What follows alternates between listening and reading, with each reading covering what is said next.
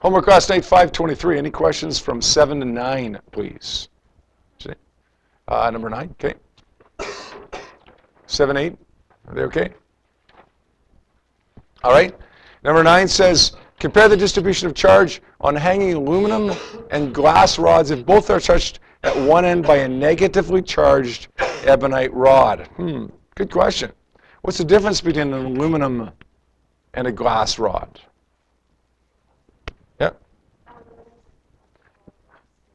Good. Aluminum is a conductor, and glass is an insulator. So aluminum is a very good conductor, and glass is a very poor conductor or a very good insulator. So what's the difference in charge distribution going to look like? Well, let's say we've got an aluminum conductor here, and let's say that it's neutral. Can we touch it at one side by a negatively charged rod? Okay, what's going to happen there? These are going to want to balance out, right? So if we've got neutral and we've got negative, they're going to want to balance out to be negative and negative, right? This is charge of 0, let's say. The neutral one is a charge of 0. Then we bring another one nearby that is a charge of -10. What are they going to balance out to be? -5 and -5. If we have two insulators, if we have an insulator here like glass as opposed to a conductor like aluminum, then we might still get some charge transfer, because you can still transfer charge in insulators, right? But you're not going to get the degree of charge transfer that you will in a conductor. Why not? Well, conductor has those electrons on the outer levels that are a lot more free to move about, right? Insulators don't. So you can still get some charge transfer, but the distribution isn't going to be equal because you're not going to get as much charge transfer. So this thing that was neutral, this glass, will probably still become negative. Okay, it's probably still going to become negative, but probably not as much. That make sense? Notice in one of the questions that we had in our quiz, question number 1, I think it was, it was talking about the ping pong balls, right? I don't know if you guys caught this. It said 2 carbon-coated ping pong balls. Why do you think it said carbon-coated ping pong balls? Yeah, to make them conductors, right? To make the ping pong balls conductors. Now, whether anybody actually caught that and thought of that, okay, doesn't really matter. You didn't need to catch that to answer the quiz question. But in the end, that's why they were carbon-coated. All right, question B. After a small negatively charged metal sphere momentarily touches a larger neutral metal sphere. Okay, small negative metal sphere touches a larger neutral metal sphere. So you got negative. We've got neutral. What's going to happen to those guys? Charges are going to transfer, right, by conduction from which one to which one? From the small one to the big one, right? So you're going to get negatives being conducted over this way. This guy's going to stay negative, right? It's going to be less negative than it was before, but it's going to stay negative because it's not going to give away all its electrons. This guy that was neutral is going to become negative. So now instead of having a neutral and a negative object, we're going to have a negative and a negative object. Does that make sense? Today, is that okay? All right, our second bit of homework last night. That's page 530, question number 1, and this related to the whole Coulomb's law thing. So I want to spend just a moment reviewing that first, Coulomb's law, and then we'll go over that question on page 530. In addition, we'll go over the 4 questions on worksheet number 6 after we're done reviewing it. Real quickly here, Coulomb's torsion balance experiment is where Coulomb's law came from. The torsion balance experiment looks something like this. Hey, you got this string hanging from the top of a box or top of this compartment. Okay, you got a rod hanging on the end of this string, and then you get a couple of objects on the end of each of these, on each end, of this rod. We're going to call one of the objects charge 1. We're going to bring another object, which is my fist, that we're going to call charge 2. So my fist is coming nearby, charge 1. What's going to happen to charge 1 as a result of charge 2, my fist, coming nearby it? Charge 1 is going to be either attracted or repelled, right? It's either going to be pulled towards my fist or pushed away from my fist. There's going to be a force of attraction or repulsion. We can measure the value of that force. How? By the twisting properties or the torsional properties of that string. If that string twists a certain amount, then we know that string must have had a force of a certain value exerted on it. If it twists a different amount, then we must know that whatever different force must have been applied on it. If we know the twisting properties or the torsional properties of the string, we can determine what the force acting on it is. Okay, in other words, what the electric force is, simply by looking at how much the string twists. So we know the value of the force. We can measure the value of R pretty easily. Okay, just use a ruler. The distance between charge 1 and charge 2, which is my fist here, okay, is going to be the value of R in meters. And of course, charge 1 and charge 2, we can't measure the value of charge 1 and 2 directly, but we can get the relative charges. So let's say you want to manipulate the value of Q1. Well, let's take Q1 and call it Q. Okay, that's the first trial. Then let's take Q1 and touch it with a neutral object. That makes it a half Q. Okay, the neutral and the Q balance out to be a half Q and a half Q. Okay, so we've just changed the value of charge by cutting it in half. Now let's take one of them and touch it with another neutral object. It becomes 0.25 or a quarter Q, and so on and so on and so on. So we can change the value of Q, and we know how much we're changing it by simply by touching it to neutral objects. And again, we don't know what the exact value is in coulombs, but we know what it is compared to what it was before. We can do the same thing with Q2. So we can measure all of these variables. We do 3 separate experiments. The first one would be to manipulate the value of Q1 and see how F responds to that. What would be my control variables there, by the way, in that experiment? If I manipulate Q1, see how force responds to it. Q2 would be my control variable, and R would be my control variable. Here we get a straight line. Okay, that tells me that F is related to Q1, directly related to Q1. Now we do the same thing, but this time we're going to manipulate Q2. This time we're also going to get a straight line. My control variables would be Q1 and R. We're going to find that the relationship is F is directly related to Q2. And finally, we're going to do a new trial where F is graphed as a function of R. This time we're going to get a graph that looks like this. That tells me, sorry, by the way, Q1 and Q2 would be my control variables there. And that tells me that F is related to the inverse square of the distance that separates them. In other words, in the first graph, as Q1 goes up, F goes up. In the last graph, as R goes up, F goes down. And that should be logical to us, right? You increase the value of the charge, the force is going to be bigger. You increase the distance that separates them, well, if they're further away, the force is going to be smaller. Put these three things together here, we end up with Coulomb's law. F is related to Q1 times Q2 over R squared. Or in other words, F is equal to a constant that we call Coulomb's constant times Q1, Q2 over R squared. This value, 8.99 times 10 to the 9, really big number, Newton meter squared per Coulomb squared.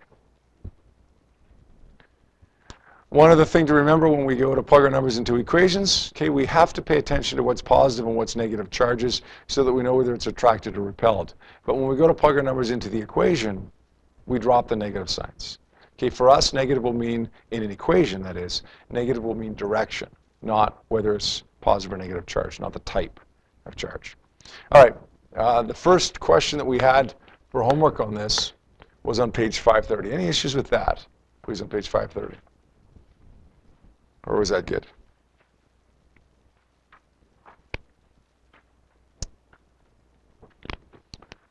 Going once, going twice. It's good? All right. The other bit of homework that you had on this stuff was worksheet number 6. And you had 4 questions on worksheet number 6 to do for homework. I'll give you some answers here for that one. Worksheet number 6, question number 1 was 1.60 times 10 to the 10 newtons, and it was repulsive. Number 2 was 1.35 times 10 to the 7 newtons, and it was attractive. 3 was 7.07 times 10 to the negative 2 meters, and that's just a distance, I guess. And 4, the charge was 2.00 times 10 to the negative 5 coulombs. Any issues with those questions on worksheet number 6? 10 to the negative. No. No, so we want to go over number 4 for sure then. Okay. And number 3. Okay. All right, 3 and 4 it is. 3 says, on worksheet number 6, says an electric force of 7.19 times 10 to the negative 8 newtons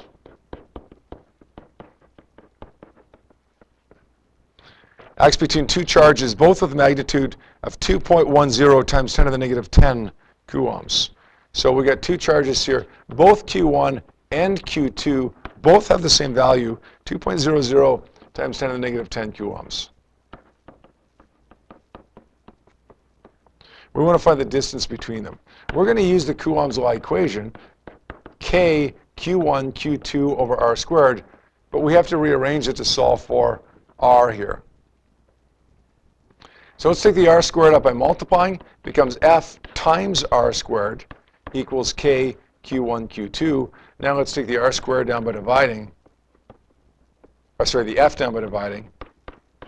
This is what we get. And now how do we get rid of the square? Physics 20, really, at this point, right? Let's square root it. All right, so let's plug our numbers in here. 8.99 times 10 to the 9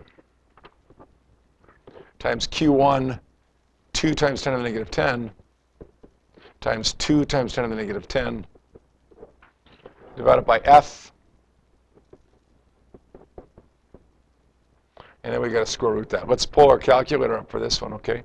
Just to make sure that we can all do it properly here. Let's do the square root at the end. 8.99 times 10 to the 8.99 times 10 to the 10 to the positive 9 times 2 times 10 to the negative 10.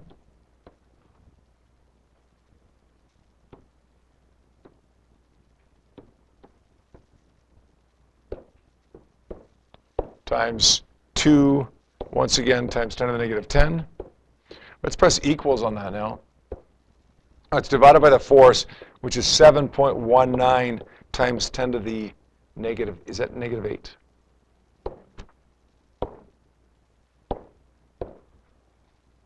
Ten to the negative 8.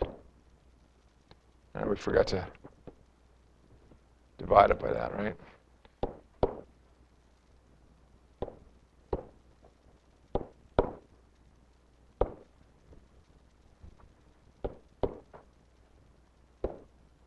Okay, is that right? Divided by 7.19 times 10 to the minus 8. Let's press enter. Now let's square root that. We get 0.707, or 7.07 times 10 to the minus 2.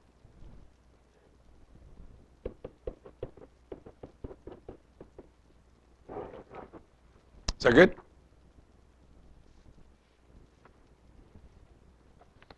All right, let's take a look at the last question here, which is number 4 on worksheet number 6. This is a toughie, kind of. Once you see it done, though, it's not so bad. It says two identical charges. Okay, what are they like? What's the charges? We don't know, but we know that they're the same. They're separated by a distance of 1 meter. Well, I like that. I like when we get R is equal to 1 meter, because when we have to square that on the bottom, it's still 1, right? 1 squared is still 1. A repulsive force of 3.60 newtons acts. We're looking for the value of Q1, and we're looking for the value of Q2. Now we look at this equation. F is equal to K Q1 Q2 over R squared. We know the value of F and R and K. We have two unknowns here, though. Two unknowns, one equation doesn't seem to work very well for us. So what are we going to do with that? Here's what some of you did. You said, oh, okay, if they're both the same value, then it's kind of like saying F is equal to K times 2Q over R squared. Did you do something like that? The problem is it isn't. What's 5 times 5? 25. It's not 10, right? 5 squared is not the same as 10. It's not double the 5. 5 squared is 5 times 5. Well, Q1 times Q2 is not 2Q. It's what? It's Q squared, right? So it becomes the same thing as saying KQ squared over R squared.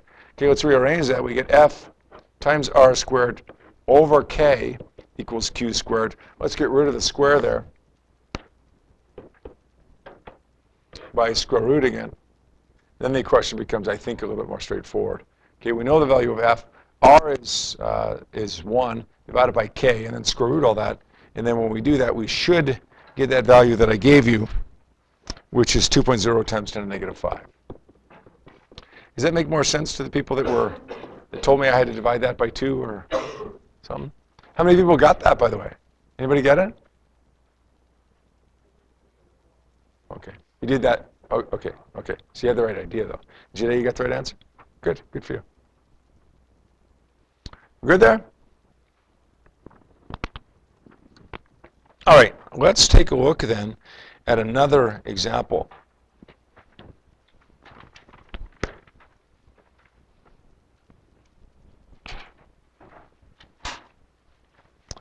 This one says 2 spheres in example 10.1 are momentarily brought together and then return to their original separation distance. What's the force now exerted on one charge by the other? If we go back to 10.1, the charges were 2.1, negative 2.1 times 10 to the negative 6, and 1.5 times 10 to the negative 6.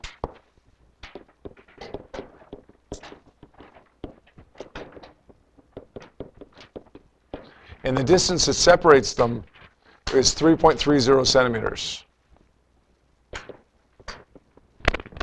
How is the force any different here now if we're dealing with essentially the same problem? Can I just say the answer in 10.2 is exactly the same as it was in 10.1? I can't. The force is different. The problem is this. We go to plug our numbers into K, Q1, Q2 over R squared.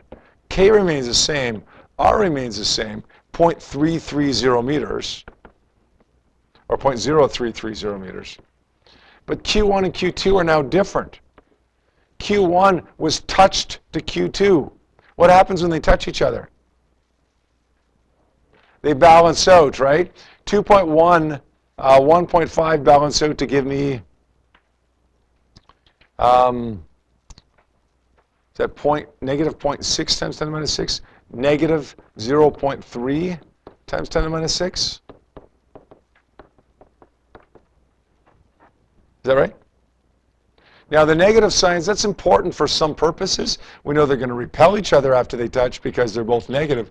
But in terms of plugging into the equation, we actually drop that. It becomes 8.99 times 10 to the 9 times positive 0.3 times 10 to the minus 6 times positive 0.3 times 10 to the minus 6 divided by R squared, 0.0330 meters squared. I'll tell you what, one of the very common mistakes are for these questions, forgetting to square that R. You get so caught up in, the 0.3s and adding up, divide by 2 and dropping the negatives and all that stuff. We get so caught up in that, we just plug our numbers in, we forget to square the R. Okay, don't forget to do that. We do that, we get 0.743 newtons. It's not really much harder than the last question, except that we had to do that one extra step where they touched each other first. 2 events here, right? 2 problems. They touch each other, they balance out by the law of conservation of charge, and then we've got to do the whole F is equal to K, Q1, Q2 over R squared thing, the whole Coulomb's law thing. Give you a second to copy that out, and then I'll give you about 2 minutes to work on the practice problems, because there's a couple other examples that I want to do here before we finish up for the day. So I'm not going to give you a lot of time at all.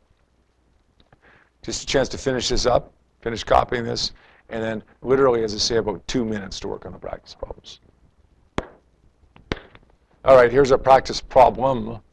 Again, about 2 minutes. See what you can do with it, okay? Let's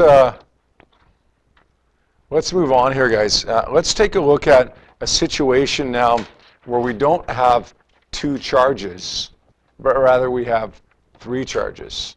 For instance, we have a question like number 3, 10.3, where it says we got A, B, and C.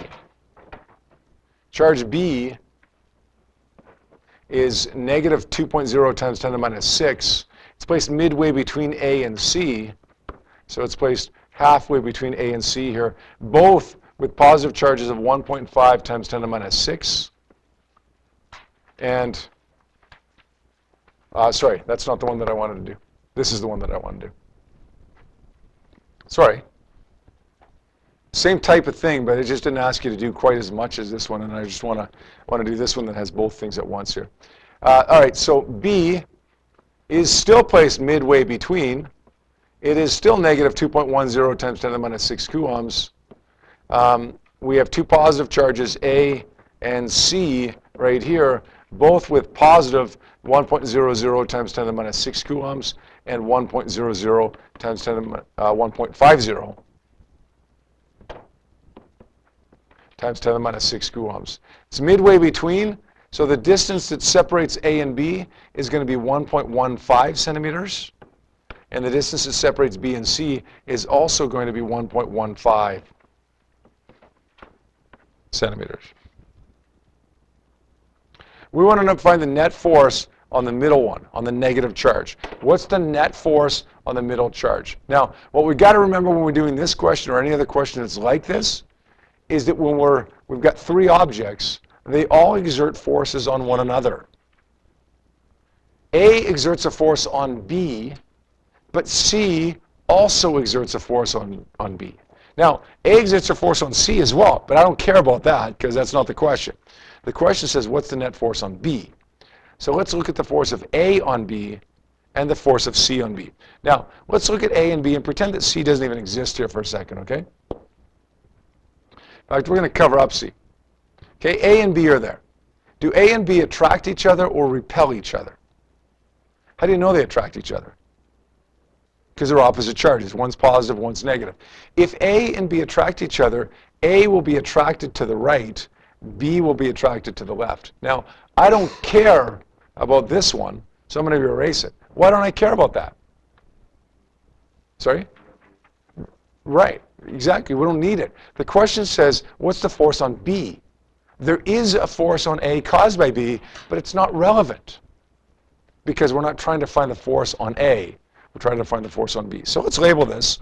Let's call it FAB, the fab force. That's how good it is. It's the fab force. Now let's pretend that A doesn't exist. B and C, do they attract each other or repel each other? B and C. And they're going to attract each other as well because one's positive, one's negative. C will be pulled towards B. B will be pulled towards C. But I don't care about this one because we're not trying to find the force on C. We're trying to find the force on B. We're going to call this, we're going to label this FCB. So now we've got 2 forces acting on B. Force of A on B, the force of C on B. There are other forces acting in this system, but those are the only 2 forces that are acting on object B. So now let's get the value of FAB, my fab force. It's going to be KQA QB over R squared. It's 8.99 times 10 to the 9 Newton meter squared per Coulomb squared times 1.0 times 10 to the negative 6 times 2.1 times 10 to the minus 6. Notice I dropped the negative sign again because that negative doesn't mean left. That negative means that it's a negative charge. We don't want a sign into an equation unless it indicates direction. R here, by the way, is 0.0115 meters, and we can't forget to square that. Let's do the math here, and let's get a value for FAB. think when we do that, we get 142.7524. Now let's get the value of FCB.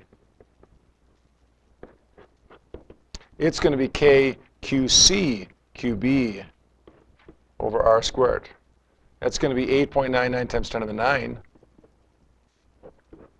times 1 times 10 to the, times 2 times 10 to the negative 6. 2.10 times 10 to the negative 6 times 1.5 times 10 to the negative 6. And we'll divide that by the distance again, still 0.115 squared. We do the math on that one, I think we get 214.1285.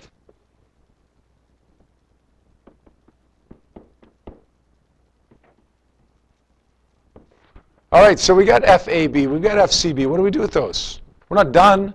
You want to find a net force, a total force acting on object B. What are we going to do? Add them together. But be careful. The reason we drew this free body diagram up here was to pay attention to direction.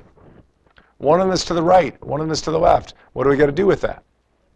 Make one positive, make one negative. FCB will be a positive value for us because it's to the right. FAB will be a negative value because it's to the left. Not because one's a negative charge, not because we plug a sign into the equation and get negative out of it, but because we recognize that AB from our diagram is to the left, and CB from our diagram is to the right. So we're going to add these up. 214.1285 plus negative 142.7524 is going to give me 142 or 143 newtons. And it's positive, so it means it's to the right. Is that okay? Yep. The 1 times 10 to the negative 6 comes from charge A right here. So remember, in this problem right here,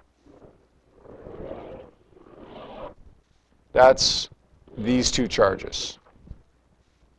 In the problem at the bottom of the page here, right here, that's these two charges together. Does that make sense? Yep. Page. That's a good question.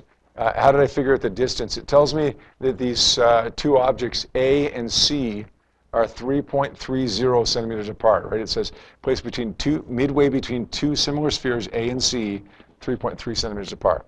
So if A and C are 3.3 apart, and B is placed midway between, then the distance from A to B is half of 3.3.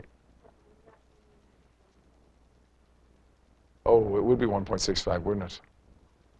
Well, that messes up everything, doesn't it? Yes, that messes up everything. My goodness. I have to make sure I record next class now.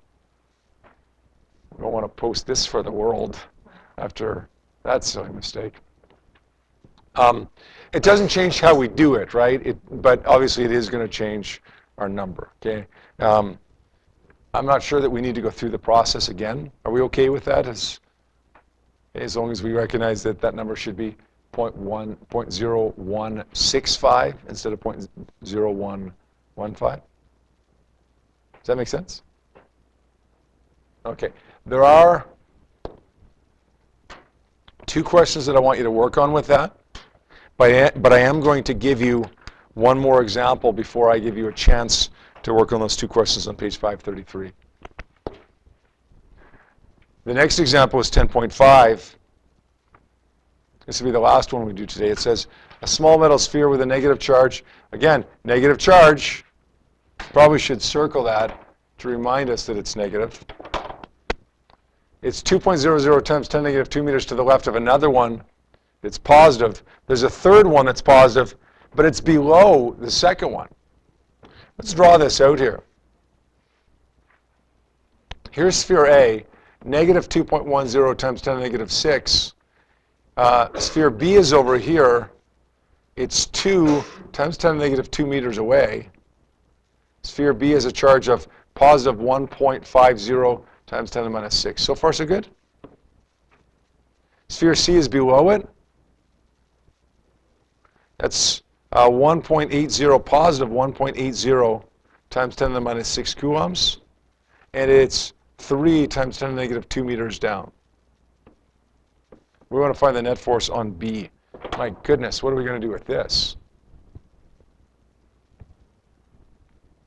Well, you want to find the force on B? Do the same thing as you did in the last question. Draw a free body diagram.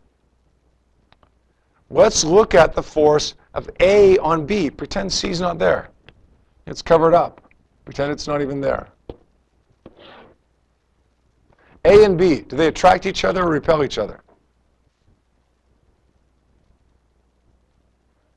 They're going to attract each other, right? They're going to attract each other because one's positive, one's negative. That means A is going to be pulled towards B, and B is going to be pulled towards A. But since I'm trying to find the force on B, I don't really care about this one right there. There is a force acting on A to the right, but it's not relevant because I'm not trying to find the force on A. Let's label this as FAB, the force of A on B. Once again, my fab force.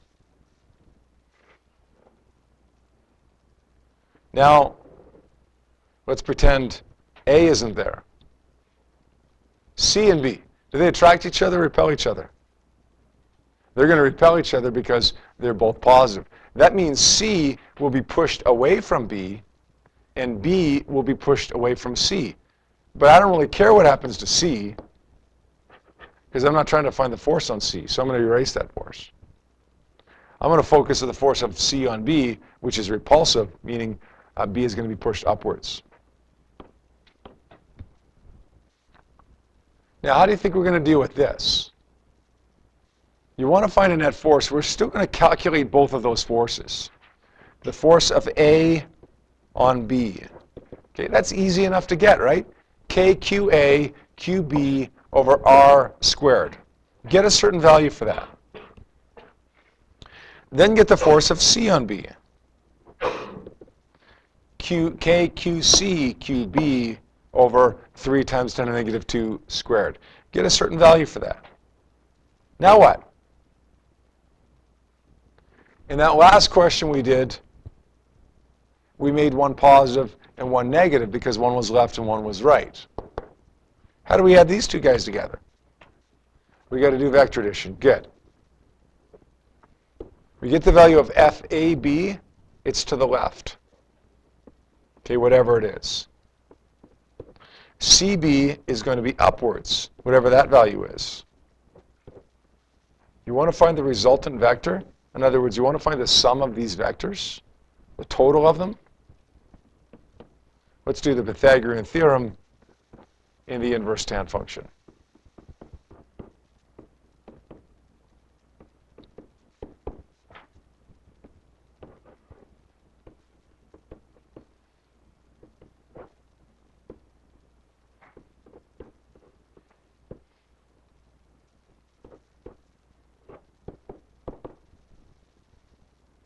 Is that much different than the last question?